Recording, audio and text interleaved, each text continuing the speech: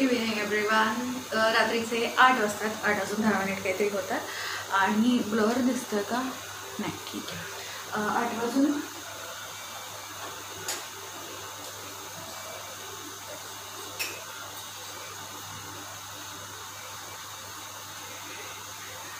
Actually हे तुपाचं भांडं आहे, बट मी तेलाला यूज करते कारण मला आवडलं ते. चपातीला तेल लावायला वगैरे इझी होतं, तर मी बोलत होते 8 वाजून 10 होतात आणि मी बनवते चिकन. चिकन बनवते आणि मुंबईमध्ये इतकं गरम व्हायला लागलं, इतकं गरम व्हायला लागलं म्हणजे ऑक्टोबर हीट स्टार्ट झालेली आहे. आणि ऑक्टोबर स्टार्ट झालं ॲक्च्युली.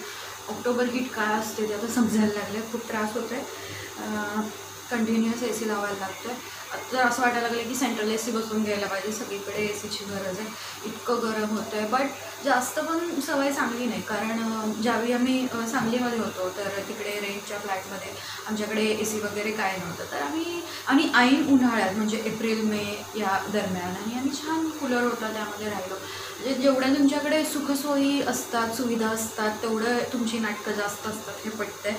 कारण तिथं 5-6 महिन्यासाठी ए सी घेणं ठीक नाही वाटलं आणि इकडे आम्ही तिघंच राहतो, तर एका रूममध्ये ए सी आहे ते सफिशियंट आहे. तर तो दुसरा आणून इथे लावणं पण यूज नाही त्याचा. सो जितकी आपल्याला काय जेवढी नाटकं पूर्ण होतात आपली, तेवढी नाटकं आपण करतो आहे, जे म्हणतात ते बरोबर आहे. माणूस हा जे निसर्गानं नॉर्मली दिलेलं आहे, नॅचरली दिलेलं आहे जे वातावरण, त्या सगळ्यात आपण म्हणजे हे होतो, मॅच होऊन जातं. म्हणजे पावसाळा असेल, उन्हाळा असेल, हिवाळा असेल, बट हे आपले सोचले आहेत की आपण ए सी पाहिजे किंवा उन्हाळ्यामध्ये ए सी पाहिजे, थंडीमध्ये हीटर पाहिजे, सगळे आपले सोचले असं मला वाटतं. एनिवेज, तर मी चिकन फोडणीला देते आणि नंतर तुमच्याशी बोलते.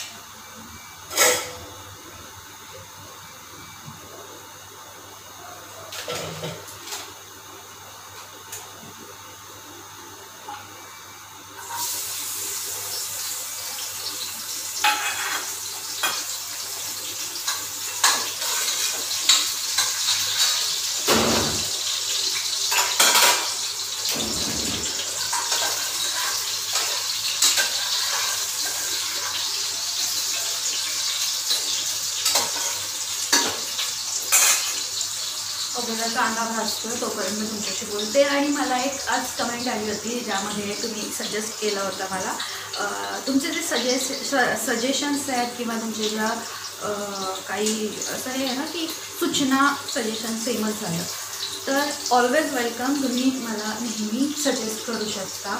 इंस्टाग्राम असेल, कमेंट्स असतील तिथल्या, किंवा फेसबुक असेल, कुठेही तुम्ही मला मेसेज करू शकता. तर मला एक कमेंट आली होती की मी खूप स्लो बोलते आणि असं त्यांना वाटलं. सो मी पण थोडेसे माझे ब्लॉग बघितले आणि 1-2 ब्लॉग बघितले, तर मला पण असं वाटलं की मी थोडीशी स्लो बोलते.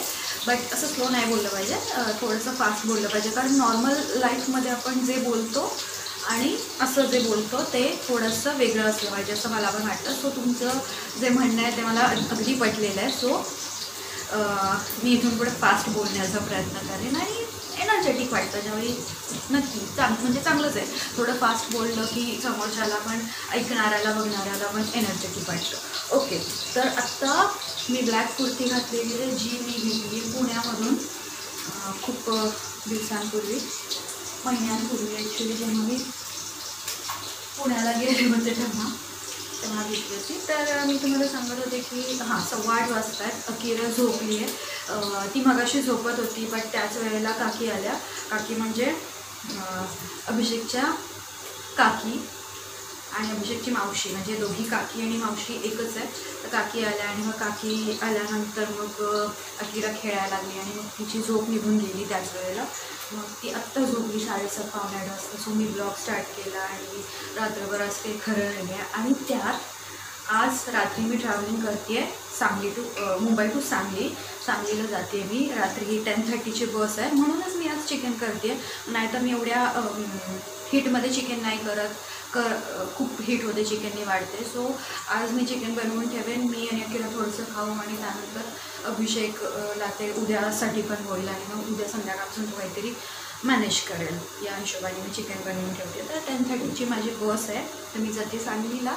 आणि तुम्ही म्हणाल की आत्ताच आली, आत्ताच निघाली. आता मला येऊन झाले 3-4 आठवडे झाले. मी इकडे आल्यानंतर पण लगेच ब्लॉगिंग स्टार्ट नव्हतं केलं. 4 महिना होऊन गेला असेल मला येऊन. बट माझी एक्झाम आहे संडेला. सो सेंटर जे आहे ते सांगली आहे. त्यामुळं मी सेंटर सांगली घेतलं होतं कारण त्यावेळेला मी तिथं होते सांगलीमध्ये. आणि कोरोनामुळं एक्झाम जी आहे ती पोस्टपोन झाली आणि मग त्यामुळं सगळंच डिस्टर्ब झालं. आणि असंही मी लास्ट टाईम पण जेव्हा माझी एक एक्झाम होती त्यावेळी मी सांगली सेंटर घेतलं होतं. तर मुंबईमध्ये होतं असं की मुंबई एवढं मोठं आहे की कुठेही तुमचा नंबर येऊ शकतो. मग ते तिथे पोचण्यासाठी 2 तास 3 तास लागणार आणि या सगळ्या गोष्टी. सांगलीमध्ये अगदी जवळच्या जवळ नंबर येतात. हार्डली 10-15 मिनटात आपण तिथं पोहोचू शकतो. ट्रॅफिकचा काही इश्यू नाही आहे. त्यामुळं सेफर साईड म्हणून अभिषेक मी ठरवलं की सांगली सेंटर घेऊया. आणि मग एक्झामसाठी जायचं असेल थोडे दिवस आधी जाते. आणि नंतर तर मला लगेच यावं लागेल कारण त्यानंतर नवरात्री सुरू होत आहेत. आणि मग नवरात्रीच्या आधी थोडंसं घरामध्ये साफसफाई, अभिषेकचे उपवास असतात. सो मी जाते. 10:30ची बस आहे. ऑलरेडी 7:15 झालेत. माझं सगळं आवरून झालं आहे. बॅग पॅक झालेली आहे. बस आता जेवण झालं की जेवायचं आहे, अकिराला भरवायचं आहे, अकिराच्या दुधाच्या बॉटल्स भरायच्या आणि त्यानंतर निघायचं आहे. तर मी खूप बडबडली आहे. खूप बडबडली आहे मी. एनिवेज, तर मी बोलते तुमच्याशी थोड्याच वेळात.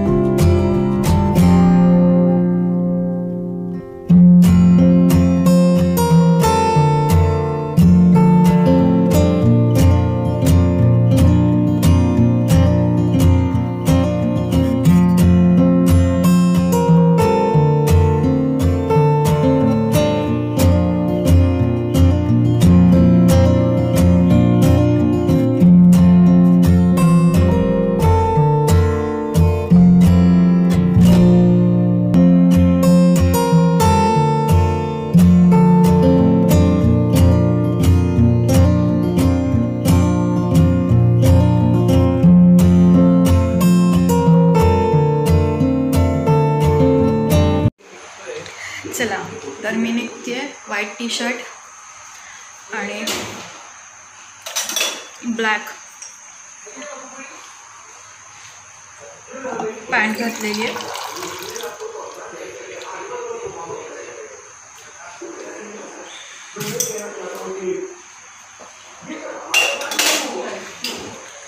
जाते मी माहेरी. पण अभिषेक इथेच आहे तर मला नको वाटायला लागलं आहे. कारण नका नको वाटायला लागलं जायला. असंच होतं, ज्यावेळी सांगलीत असते त्यावेळी तिकडून इकडे यायला नको वाटतं, ज्यावेळी इथं असते त्यावेळी इथून तिकडे जायला नको वाटतं. आणि वेळेस मी बसमध्ये बसते त्यानंतर तुमच्याशी बोलते. ओके, मी ब्लर दिसते नाही.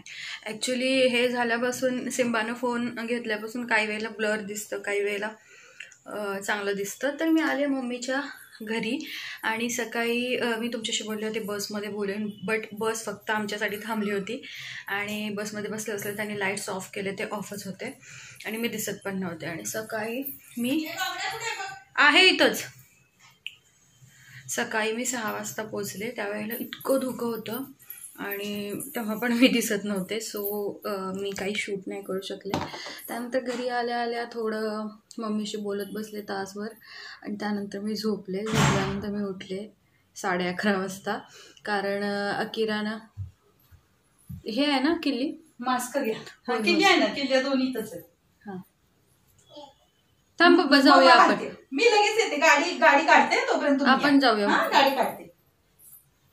शूज घाली इकडे. तर मी सांगत होते की हां, रात्री अखेर 3 वाजता झोपली, कारण मी तुम्हाला म्हटलं होतं की मी स्वयंपाक करत होते त्यावेळी झोपली होती आणि मी तिला 10 वाजता उचलूनच नेत होते, म्हणजे ती झोपेतच अशी होती, ती उठली पण नाही आणि तिला बसमध्येच मी भरवलं, खायला दिलं.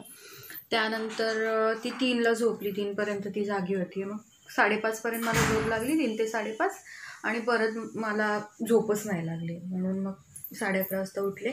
त्यानंतर मग जरा रमत गमत मम्मीशी गप्पा मारत वेळ गेला आणि आंघोळ पण उशिरा झाली आणि आत्ता संध्याकाळचे 6 वाजतात आणि मी फ्री तर मी सकाळपासून आहे, पण आत्ता मी ब्लॉगिंग पुन्हा एकदा स्टार्ट केलं आहे, म्हणजे कालचा ब्लॉग कंटिन्यू केला आहे.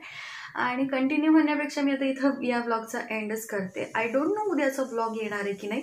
मी आता परत फास्ट बोलायला सुरुवात केलं. मी सुरुवातीला स्लो बोलत होते, माझ्या लक्षात आलं, सो मी फास्ट बोलायला सुरुवात केलं. आय डोंट नो उद्याचा ब्लॉग येईल की नाही, मी शूट करेन की नाही, कारण मम्मीकडे आल्यानंतर मी फक्त बसून टी व्ही बघत असते, काही दुसरं करतच नसते.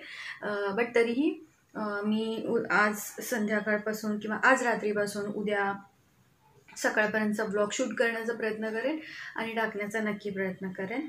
एनिवेज, आणखी एक गोष्ट की याच्यामध्ये बसमधून अशा काळामध्ये ट्रॅव्हलिंग करणं वगैरे रिस्की आहे, आय नो, बट सेफ्टी प्लसवाल्या ज्या बसेस असतात तीच बस आम्ही प्रेफर केली, तीच बुक केली होती आणि 2 सीट बुक केल्या होत्या, म्हणजे स्लीपर होती पण 2 बेड बुक केले होते अकिरान माझ्यासाठी. देन त्यांचा मी काही यूज नाही केला, असंही ते देत नाहीत. बेडशीट माझी मी वापरली होती, ब्लँकेट्स अकिराचं माझं मी घेऊन आले होते.